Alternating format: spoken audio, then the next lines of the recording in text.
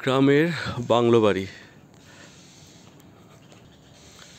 চারিদিকে প্রচুর ফুল গাছ রয়েছে, পাখি ডাকছে।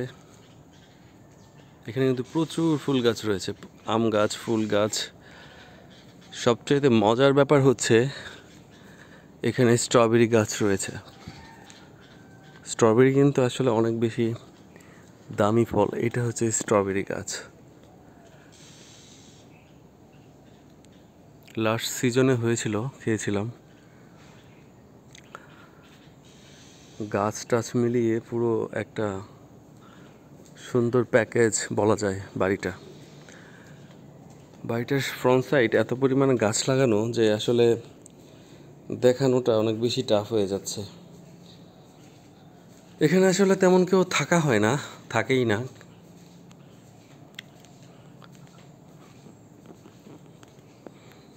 যদিও এটা আমাদের বাড়ি না, এটা আমার কাজিনদের বাড়ি। এখানে কেউ থাকে না, শুধুমাত্র একজন কেয়ারটেকার থাকে।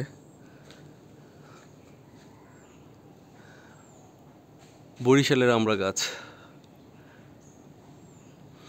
আসলে গাছ প্রিয় মানুষ, যার জন্য প্রচুর পরিমাণে গাছ রয়েছে।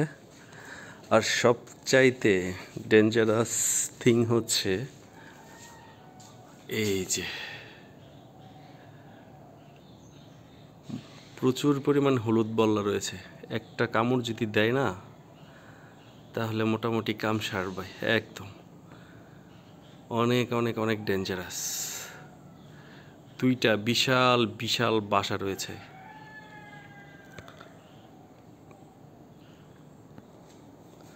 আপনারা যারা বাংলো বাড়ি পছন্দ করেন তাদের এই ভিডিওটা খুব বেশি ইম্পর্ট্যান্ট হবে, কারণ আপনারা আইডিয়া পাবেন যে আসলে বাড়িটা আপনি যদি ইন ফিউচারে বাংলা বাড়ি করে থাকেন, বাংলো, তাহলে কেমন করে করবেন, কি প্ল্যান থাকতে পারে, কিছুটা আইডিয়া পেতে পারবেন।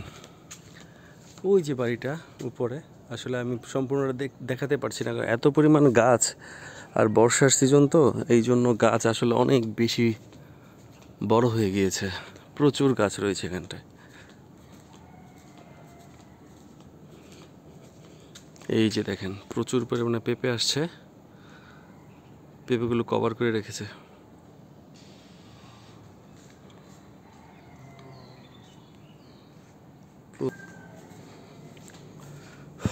বাড়ির ব্যাক সাইডে আসলে এটা করা হয়েছে গ্যারেজের জন্য, আর এইটা হচ্ছে কেয়ারটেকার রুম।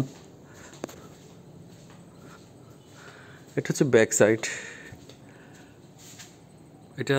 এটা ডুপ্লেক্স বলা যায় না, এটা হচ্ছে থ্রিপ্লেক্স বলা যায়, কারণ এটা 3 তলা। এখন তো আসলে অনেকেই বড় ফ্যামিলির জন্য ডুপ্লেক্স করে না।